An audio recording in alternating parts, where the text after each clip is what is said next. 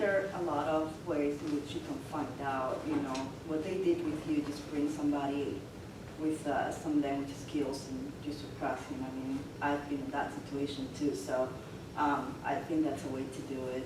Many companies today test their people before they walk in. It's one of the requirements. You have to score a certain level in this language, before you can be accepted.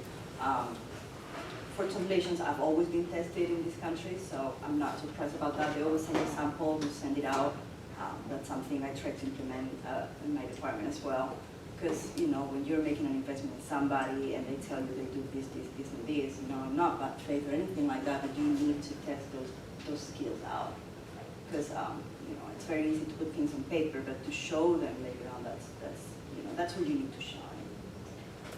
One of the things we do is references. When we are hiring a person, we definitely check the references. I take time to call.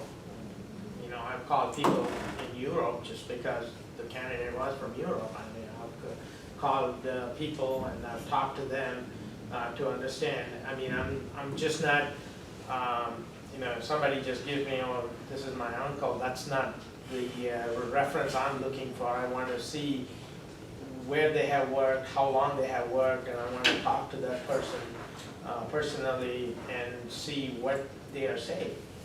So that's one of the things, how we can find out. One of the things, if they have not fared well in that company, normally they don't give that company as a reference in there. So we kind of know who they have given as reference, how long have they worked. So some of those things you can make out whether what they're saying is true or whether they're just a good interviewee. So that's the term you use, and that's how we can make out. We will similarly,